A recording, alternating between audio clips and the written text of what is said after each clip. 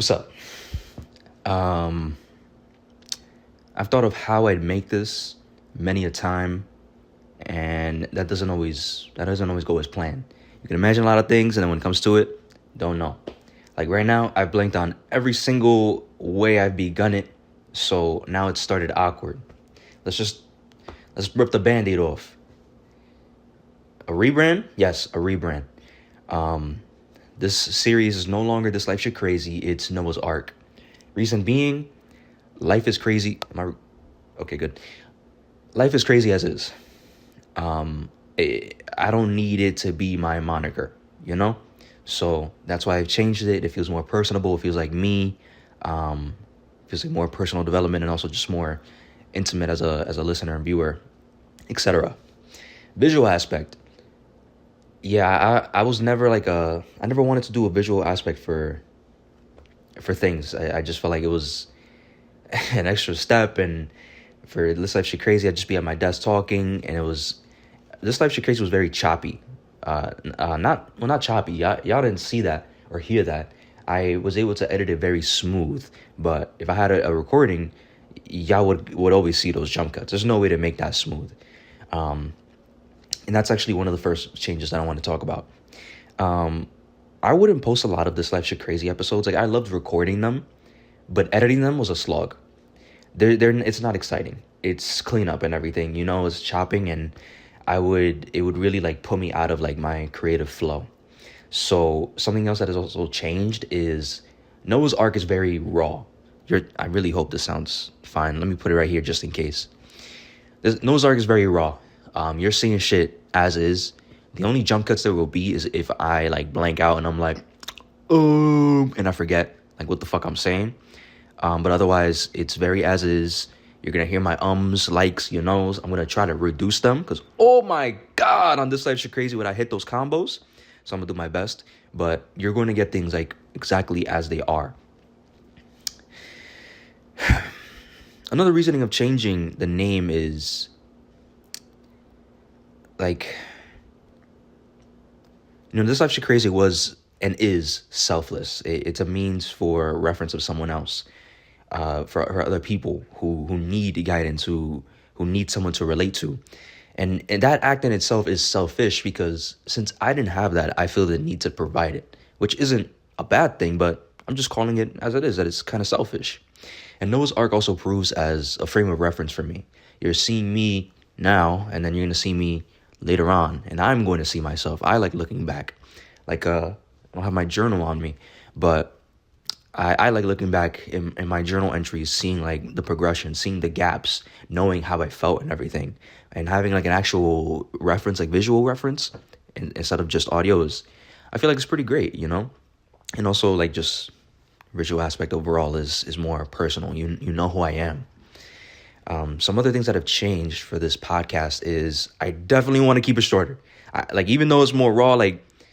I love me some yapping. I love it. I don't want to drag it out too much.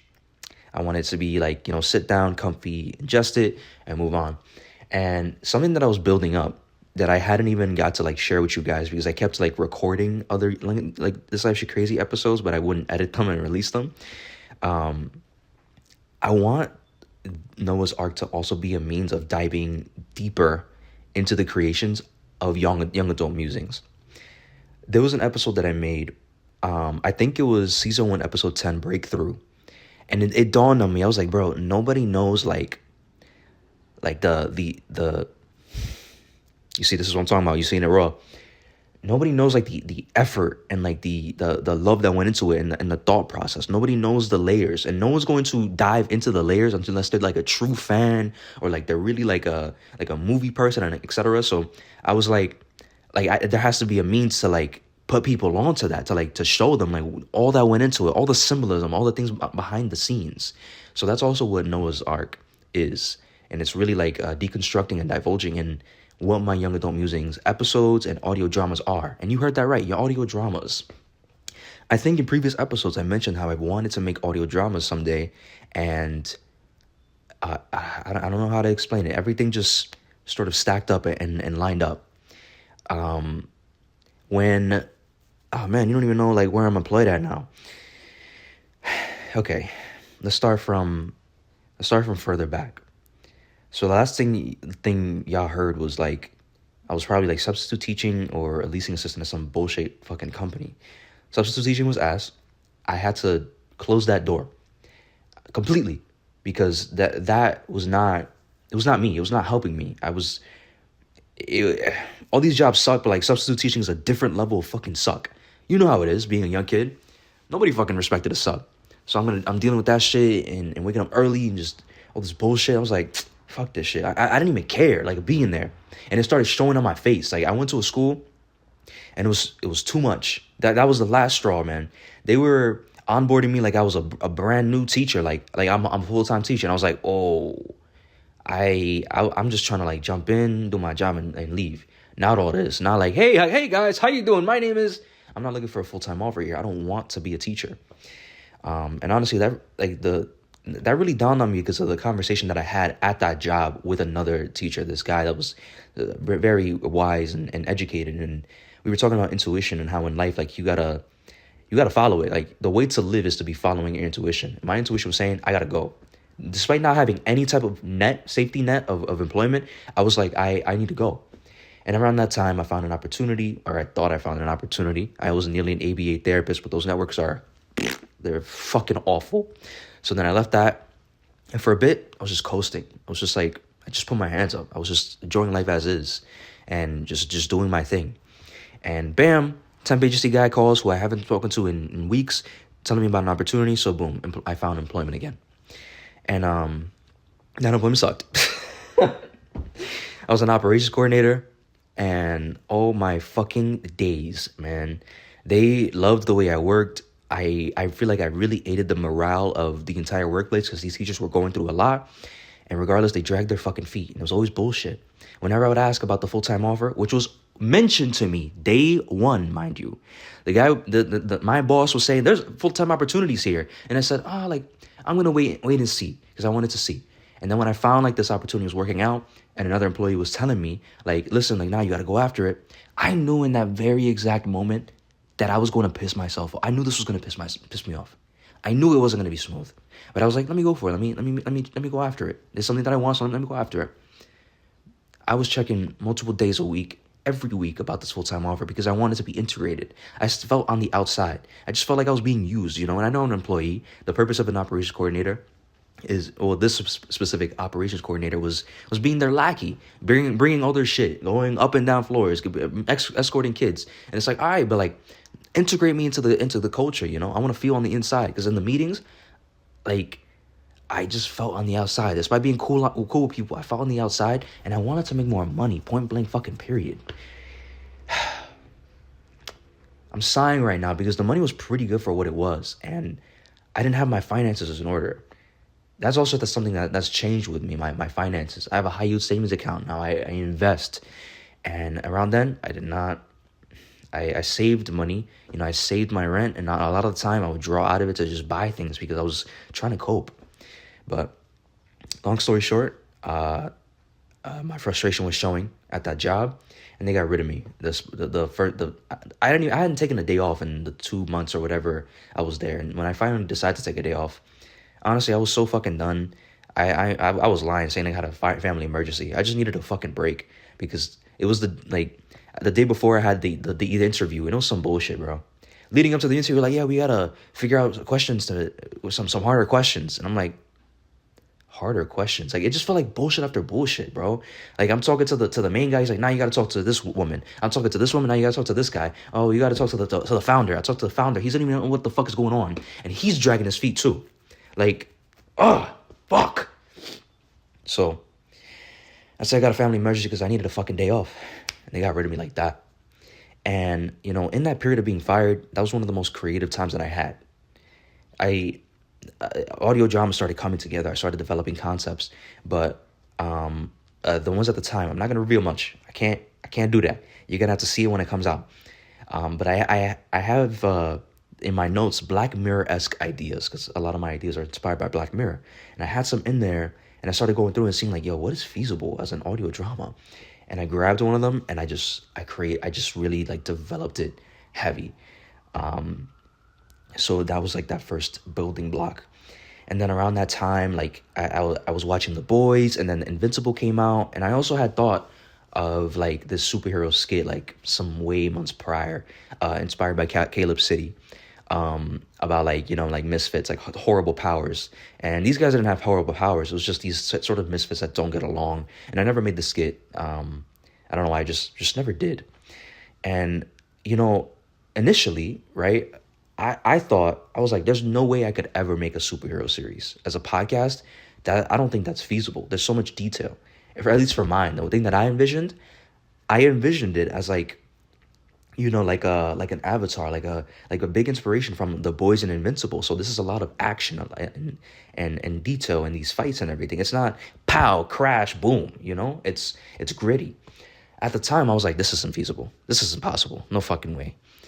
But that, like, when that latest Invincible season came out, I was just fired up. I was like, nah, but what if I feel like I can do it. Like, what if I can?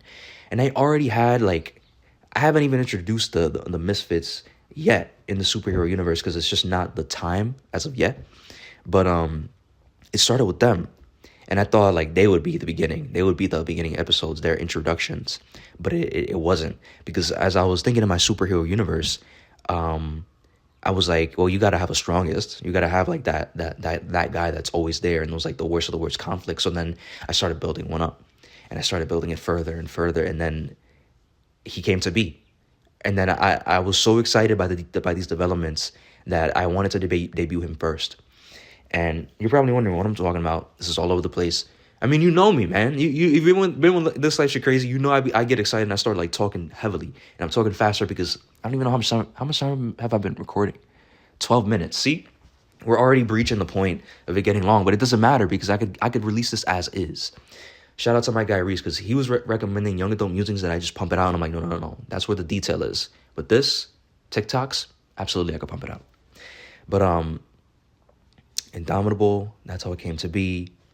Yeah, I was excited by his developments, heavily by his developments. So I wanted to debut him first, and that's what I was thinking. I don't have an exact name for this series, and I was calling it anthological-esque, like Black Mirror. Each episode, it doesn't like line up, and the thing is, there is like a kind of like linear aspect for it, but it's not like fully linear. Like we're gonna be following Indomitable for some seasons, and it's an establishing part of the world. And a big part of like my series is like I really wanted to feel like this universe didn't just, you're not seeing how Indomitable came to me. You see Indomitable like 10, 15 years in, and there's a new conflict that's been going on. So he's been dealing with this conflict. And then I introduce more characters that play into these plots, that have this emotional investment. And I also have my misfits, because while Indomitable's dealing with a lot of like primary conflicts, they're in the background and with different seeds, different conflicts around the world, different other things. Like in My Hero Academia, you got all these guys on the front lines fucking shit up. Who's the one saving on the side? So that's also an aspect of these guys. But yeah, so Indomitable came to be, and I imagined it as its debut of like stopping these bank robbers, which you hear in the episode Indomitable Don't Fuck Around. Those listen to it on Young Adult Musings, super proud. But there's a bank robbery, and these guys have this superhero serum. I mean, no, it's black market serum. It's not a superhero serum. It's a black market serum. But in this universe, there are serums. There's people who are developed as adults, like Indomitable was. You'll eventually hear that like way down the line.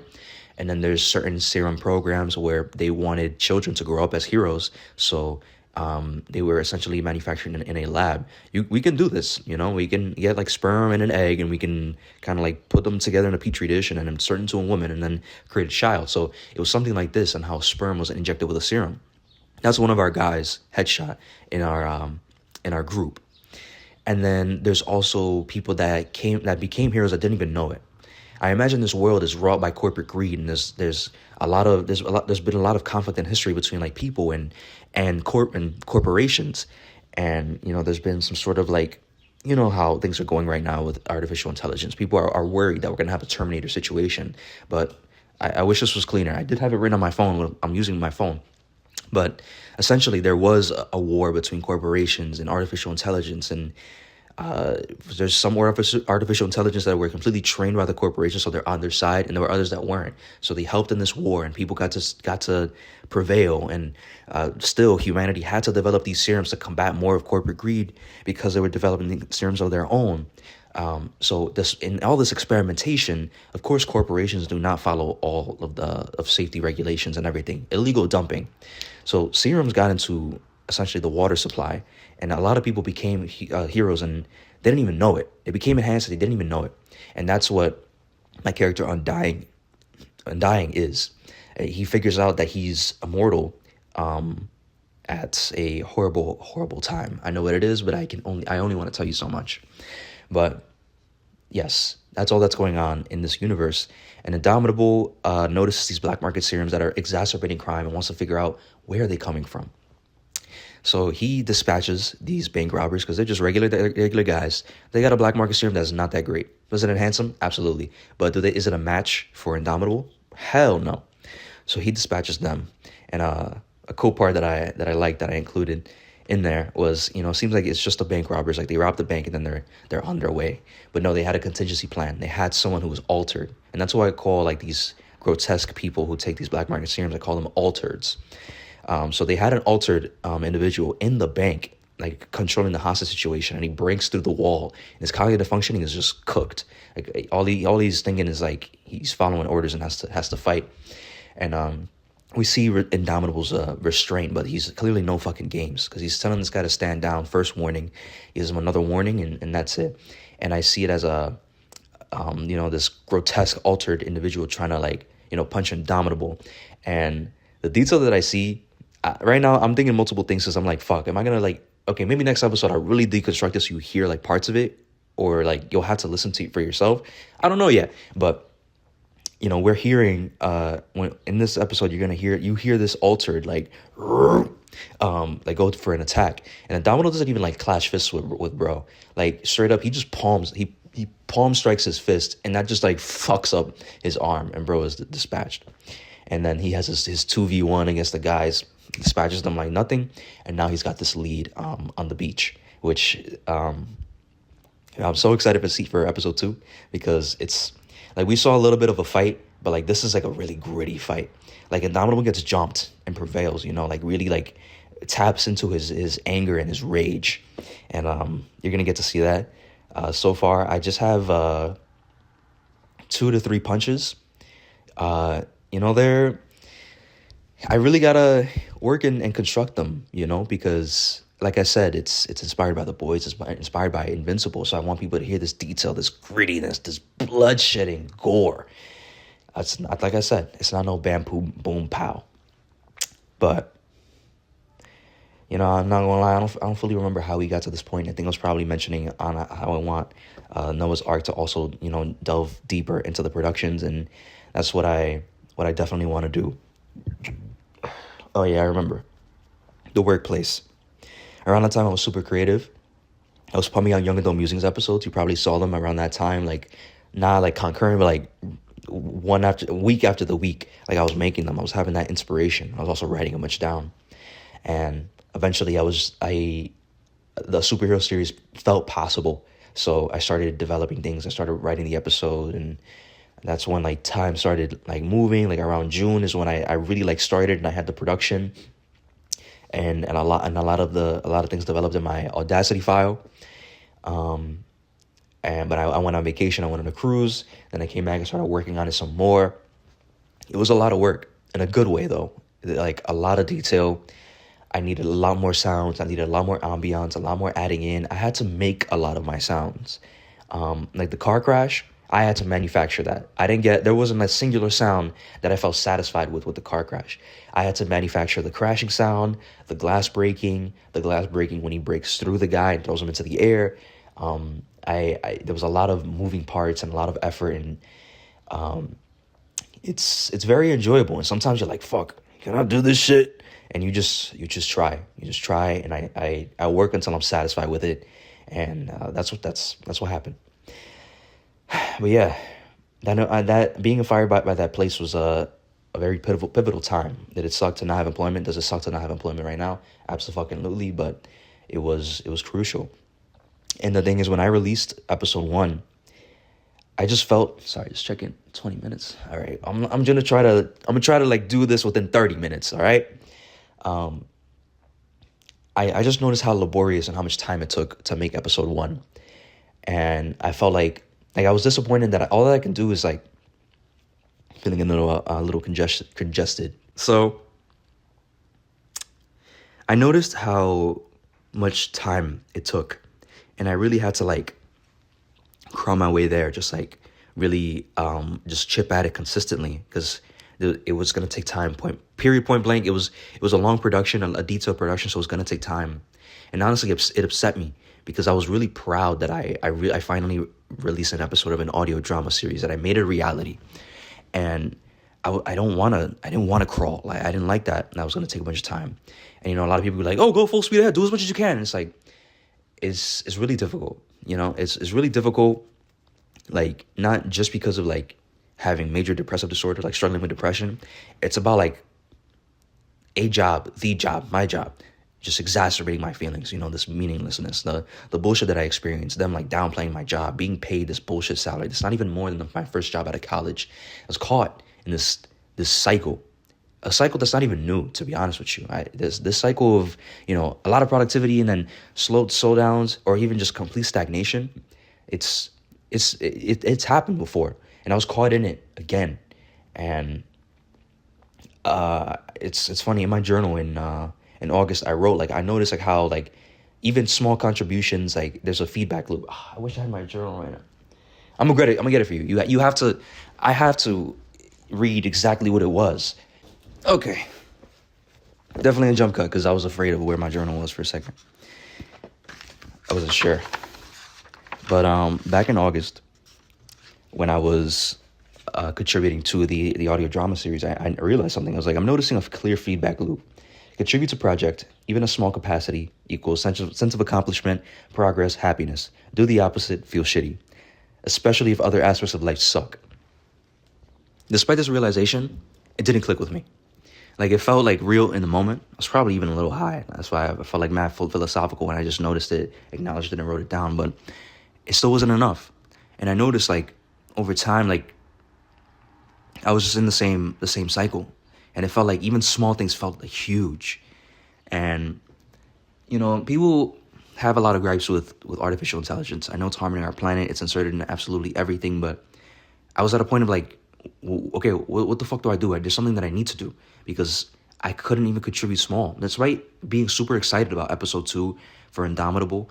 Oh yeah, by the way, it's like, that's why I was, just to clarify, I don't have like a full name of the series because it follows multiple characters. And I know shows do that and have an overarching name, but I just don't have a name. I just don't.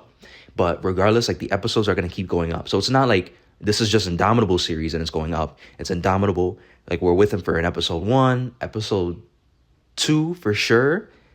Maybe 3, or maybe episode 3 is when I'm going to start introducing the team, which is when their introductory episodes go up. So it's still season 1, and still the episodes are still going up, even if I switch to someone else, even if I switch gears. It's kind of like a meanwhile type of thing. Like, we know Indomitable's doing this, what is going on over here?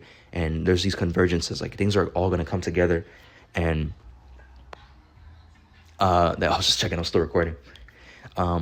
And multiple heroes play importance to these conflicts because of their own arcs.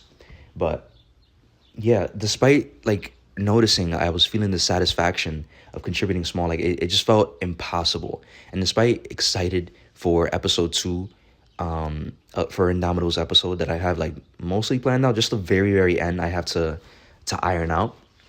But despite being excited about the fight and scripting it and having like introductory episodes for my future guys and like future big conflicts, like there's gonna be, like, we're establishing that, and like Indomitable is this like absolute fucking force. Like, he's the strongest in this universe, and usually, like he tackles these big conflicts, but we rarely see him, like, we rarely see a villain or someone that goes toe to toe that actually has a chance. And we're gonna see that at some point. So fucking excited. I drafted that entire fight already. I'm not gonna give you the exact date, but like weeks ago at this point. But regardless of this excitement and thinking of other series and developing it more and writing others, like other audio dramas, like where my excitement was coming in and where my distress was fueling creativity, production felt like a mountain. Even just starting felt like a fucking mountain. I feel like I may have gone to ChatGPT before, but it just didn't provide anything of use, anything useful, and it wasn't really helping me. So I went to DeepSeek. DeepSeek is open source. I kind of like the way that it talks more, and you can also see its thinking, which I feel like can also give another perspective of like how, like what is your like another perspective of a point of view. I'm just repeating myself. Another perspective of like what you're thinking, of like it being analyzed on like a technical level. So sometimes I look at the deep think, but I was just honest with saying like I'm stuck in this cycle. I don't know how the fuck to break it. It's been a cycle that I've been struggling with for a long. I hope these birds are not super picked up on this, because I hear them tweeting like crazy right now. Thank you very much. They stopped. Calm down. So I was mentioning this cycle and how it's been a struggle to break it, and how like I'm feeling this stress from my job, and every single time I'm just constantly feeling this guilt. Like, you know, I get off of work, I want to relax. I also have to hurry up because my battery's running low on my camera. Okay, I want to relax after work, so I come home and I don't even contribute something small because it feels gigantic. So usually I'm in the cycle of I pop an edible, I'm numbing things out. I pop an edible, I play some games, and I'm not even relaxing because I'm feeling dread for the next day. And I'm also guilty because stagnation is no progress. There's nobody that's going to save me, you know? This job market is not getting better, and I made a TikTok on that. If you want to see it on, I have multiple pages. I'm going to have to link and show a bunch of them. Young Adult Musings is podcast-oriented content. Noah's Arc is like series and more personal stuff. Like I have a series for like workplace woes and grinds my gears, like shit that pisses me off. And then I have run_skits.exe, which is like for skits and just like talking and rants, because I had that Young Adult Musings, but I wanted to be more tailored. So now if you want like just the raw stuff, that's run_skits.exe. Fuck, I forgot what I was talking about. I remember I was talking about like the cycle and everything, but why did I bring up the thing? Oh, I was talking about the job market on that. Yeah, this job market is not improving. So we're holding our breath for a job market that improves when it's not. It seems like the only option that you have is to go all in on yourself. You have to somehow create opportunities, because there's not opportunities for us. These corporations are fucked up. These companies are fucked up. They don't give a fuck about us. They never did. And all they care about is profits. They cut people just for the sake of profits. It's insane right now. So it's like, how can you be holding your breath for a system that's changed? We're operating the same, apply to the job, get job, work, but the system overall has changed. So it doesn't make sense. I was talking about that on that. And yeah, I was saying my struggle, and it gave a nugget, like a nugget of wisdom that really, really helped me. Not only was it saying like, listen, it doesn't matter, like all that matters is output, consistency, not the quality. The quality, you have to conserve your energy for your bigger projects. But right now, what matters in this moment is output. And it suggested that I create an audio dump, that I just get in front of my microphone and I just talk. I just air out my grievances just to get immersed in like doing said thing again. And I was like, talking is more like this type of thing, but I wasn't in the mindset of it yet. So I was like, an audio dump, like, I don't know. I'm not at the point where people can value all that I say. Will there be value in what I say? Absolutely. But there's not a lot of value in that. And Young Adult Musings is more detailed. There's no way I could just hop on and just release whatever. So I was like, all right, what if I like release some sort of thing where it's like I'm having a conversation with myself? It's like there's me and then a subconscious version of me. And I started developing it more and more. And that's what I'm working on. That's all I'm going to say right now. I hope... No. I am going to talk about it because before this releases, I'm going to release it.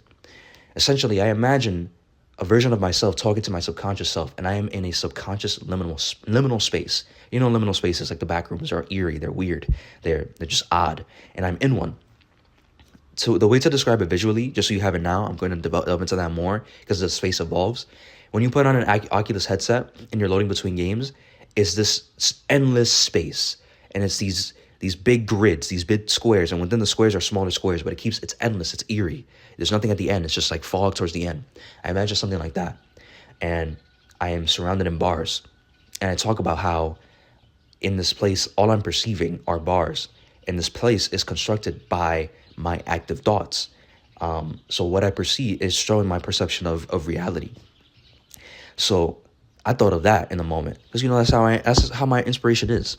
I get like a nugget of something, a little piece, and I can make it into something even bigger. Something as simple as like a sound. But this, I was like, audio dumb. Like no, like why don't we give it something more, like give it some more detail, some more meat, and yeah. So 2 days ago, DeepSeek was saying like all you got to do is something small. All you got to open it up, add something, and I'm like, okay, I could manage that. The first day, not gonna lie, procrastinated a bit. I procrastinated, but I did it. I found some shackle sounds because I'm shackled. I threw them in. The next day, I was like, okay, what's something that I could do small? And I'm like, well, I don't see something super small, but I see something semi-small, which is my subconscious lines. He doesn't talk as much in this episode, so I record them. And then I'm like, well, I already got this momentum, so why not record like my main lines? So I do that too. So I have them there, boom, at the ready. And I didn't contribute the day before yesterday because I was cleaning my apartment, cooking. So I didn't relax. I didn't play any games. So I didn't like fall into the cycle. And then yesterday I was chilling with my girl, so like completely fine. Could I have done a little something, but it was already mad late. So after this, I definitely am going to contribute something today. But that extremely helped. That put things into perspective. Of like, really just chip at it small, do something, create something, and then it's gonna get bigger. Smaller contributions do get bigger, and I've seen this before. I told you I've written it, I didn't internalize it. I would read about it, and I still wouldn't internalize it. I saw this on, I forgot where, but it was showing like the contrast of doing nothing and contributing small, and it showed the compounding effect of how large something gets, and I was like, I feel it, like I really see it. So that's where I'm at, and this series is like, how I see it as like a sort of mini series within Young Adult Musings, because I like having different episodes, different themes, experiences, emotions, for people to ingest. But I was telling my girlfriend, like, I feel like this is something that I do need to pump out because it's really therapeutic. It really does help me, and it helps me think and like deconstruct how I think and what I do and what I need to improve on. Damn it. I hate when I get freaking congested when I'm talking. But episode 2, that shit I really clocked myself in a moment. Sorry, thought I was seeing something. 34 minutes? Okay, I gotta wrap it up. I'm not gonna talk so much about episode 2. You'll see it in time, and we'll talk about it in the next episode.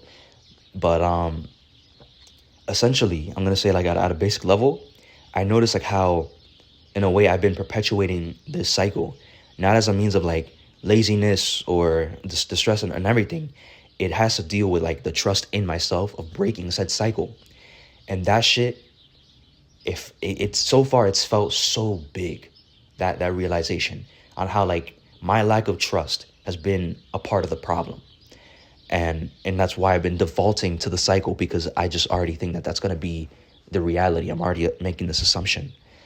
So that has just felt amazing. It's felt like a weight is lifted off my shoulders. And somehow, do I hate my fucking job? Absolutely. Do I not like going there? Absolutely. Am I still struggling to get up to go to it? Yeah. But being there lately, these past few days, it didn't feel as heavy.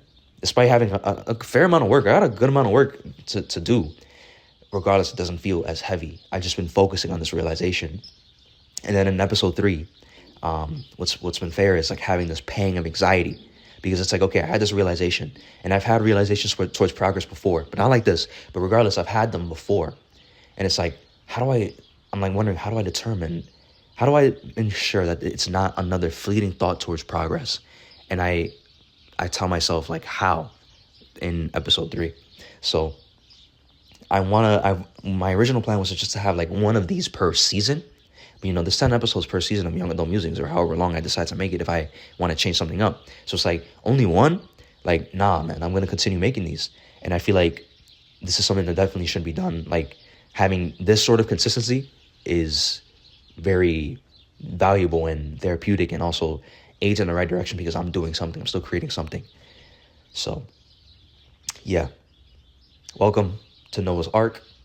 This is how it is. New photo and everything. You like that, right? I gotta figure out the font. I'm figuring out the font right now, but you're gonna see the end product. You're gonna see it. It's like, you like that, right? Because Young Adult Musings is like an old picture too, like looking ahead, like the thoughts and everything. and this life shit crazy. I just really like the photo of like embodying how crazy things are, looking crazy, and I'm putting this text on my big ass forehead. But the other one, I feel like it just really does embody the brands of Noah's Ark. It just emulates like what things are and like how I am. So yeah, I was actually saying all this because it factors into this. I told you in the beginning, I've imagined this a bunch of times, and what felt laborious was setting up my fucking camera. That's a problem with like past creation skits. I would always use like a camera set on my phone. Okay, I would always use like a camera set on my phone, so setting up the angles and everything was a bitch to do. It was annoying. I would get fucking tapped out by the time I even started. But this wasn't too bad, and this wasn't something that I could do in small capacity. Excuse me. Could I have recorded it a little bit and continued? Sure, but for Noah's Ark, that's a momentum type of thing, full stop. Once I begin, I gotta keep going. So, I woke up this morning, brushed my teeth. I haven't even eaten anything. I haven't even washed my ass. But I felt like this was the moment where I felt like I could really like start it, begin. I could really do the thing, because I've been telling myself and other people, like, I run 2 podcasts. One is undergoing a rebrand, and I would divulge more about Young Adult Musings, and they would love that. But like now I was like, nah, man, I gotta do it. I gotta really like begin it. Almost 40 minutes. That's gonna be the cutoff for sure. I was like, I really gotta do it. So I set it up, and I'm here today, yapping to you. And there's one last thing I wanted to say. Contributions, Noah's Ark, imagining. I was singing in the bathroom. I was brushing my teeth. How like, when I had this sales job, this woman recommended this book. I stopped listening to it because bro was saying like, yo, like you gotta sacrifice, like don't even eat for work, like you just work. I'm like, if it's for something that's like for you, for the love of the game, truthfully, I say like do it. Right now I haven't eaten yet. That's fine, because like this is something worthwhile. I'm gonna feel good after I finish this. For a job though, unless like that's your livelihood and that's what you feel, fuck that shit. Fuck the job. Fuck the shit that don't serve you. Go all in on yourself and do what feels right for yourself. And see you in the next one, which I believe I think we should really deconstruct Indomitable episode 1. And we'll also talk about the Young Adult Musings episode, because by that time it'll be out and you have listened to it. So thank you very much for stopping by. And welcome to the new rebrand, to the new thing, the new changes. Because with these changes of being raw, I could pump it out. I'm not going to be stressing and annoyed about and tapped out editing, trying to get it right. I can just really release this to you guys raw. Sorry, I was looking at my viewfinder, but I have to look. I've been looking at myself this whole time, haven't I? I haven't even been looking at you. Mistakes were made. But see you in the next one.